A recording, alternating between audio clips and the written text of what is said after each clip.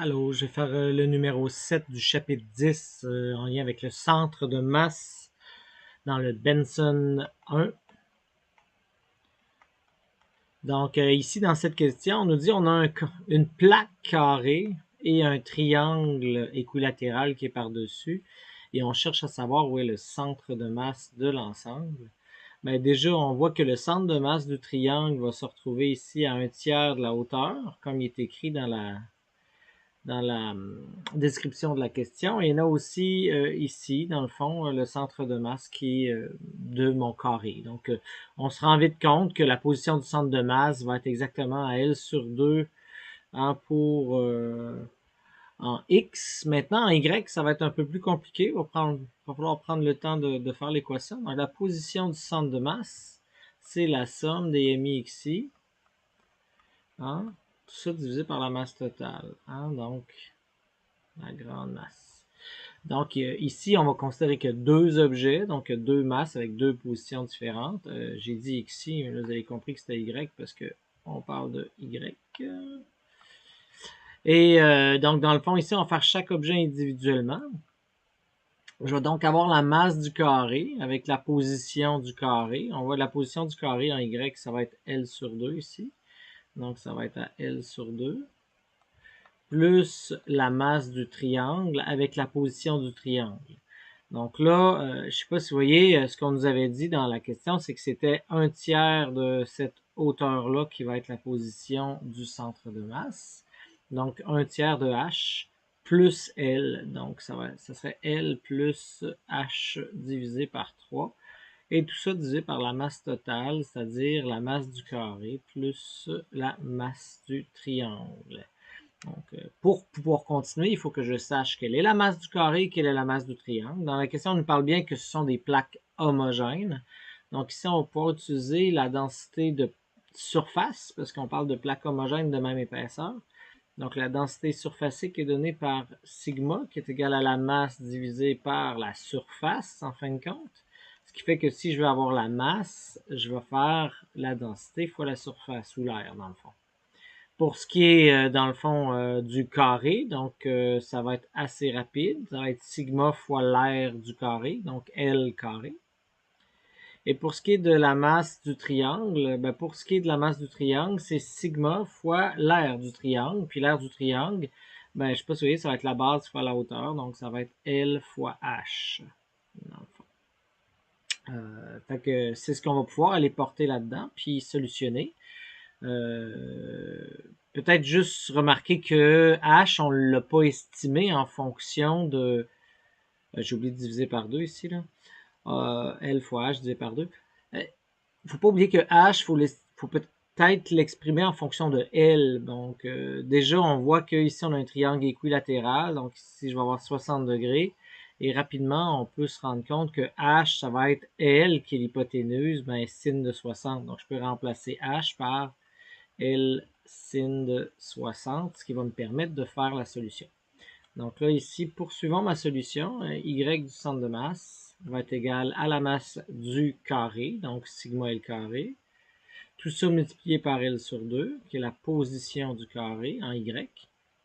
La masse du triangle, qui est donnée donc par sigma fois L sin, bon, L carré dans le fond, sin de 60, et tout ça divisé par 2. Et ça, c'est multiplié par L plus H divisé par 3. Dans le fond, je vais le mettre L sin de 60 en place. Ça divisé par 3. Et tout ça, grande division, divisé par, dans le fond, les deux masses qui s'additionnent, c'est-à-dire sigma L carré plus sigma L carré sin de 60 divisé par 2. Il me reste juste maintenant à simplifier le tout et calculer et tout. Donc ici, si je me repositionne, donc je vais changer de couleur.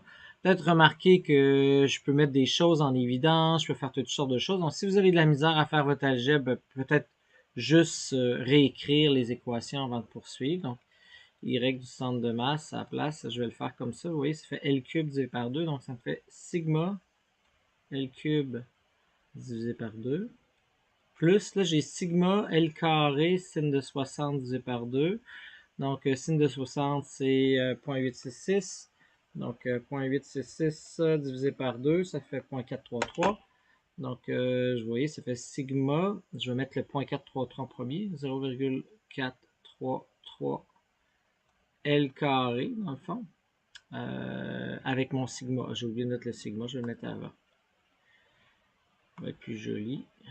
L carré. Et tout ça, c'est multiplié par L sin de 60. Donc, peut-être ici, j'aurais pu mettre un L en évidence, ce qui me ferait un L cube. Donc, ça va être plus rapide si je le fais tout de suite. Et je vais mettre un L cube. Il va me rester, dans le fond, 1 plus sin de 60 divisé par 3. C'est-à-dire 1 plus 0.866 divisé par 3. Donc, 0.866 divisé par 3, ça me donne 0,288 et plus 1. Donc, j'arrive à 1, ici, 289, disons. Tout ça divisé par, ben, dans le fond, je me rends compte que j'ai sigma L carré, puis bon, ça revient à ce que j'avais tantôt. Donc, sigma L carré, plus, vous avez ici 0.433, L carré avec mon sigma. Donc là, vous voyez qu'en bas, ça peut devenir 1.43, dans le fond. Puis en haut, j'ai sigma L cube, puis j'ai des chiffres aussi. Fait que je vais pouvoir faire ça. Ou, on peut tout de suite mettre en évidence mon sigma L cube, puis dans le fond, qu'est-ce qui va me rester? Si je mets sigma L cube en évidence, il me reste une demi. Et si je mets sigma L cube, il me reste 0,433 fois 1,289. Donc, 433, j'arrive à 0,5579, non, donc 558. Et en bas, ben, je vois que je peux les additionner. Ça me fait 1,433 sigma L carré. Et c'est peut-être là que vous voyez bien qu'on va pouvoir éliminer, bon, mon sigma, je vais changer de couleur. Le sigma ici va s'éliminer avec lui. Le L carré ici va s'éliminer avec ici le cube, ce qui fait qu'il va me rester juste un L, puis il me reste juste des chiffres. Donc, mon position du centre de masse, ça va devenir quoi? Ben, je vois que c'est une demi plus ça, donc ça fait quoi? Ça fait 1.058. Donc, vous voyez, ça fait 1.058 L, tout ça divisé par 1.433. Alors, si je fais ça, donc divisé par 1.433, j'arrive à 0,738 fois la longueur. J'ai trouvé la position du centre de masse en Y. On avait la position du centre de masse en X qui était à L sur 2, donc à 0.5 L. Donc ça me permet de savoir cette position-là.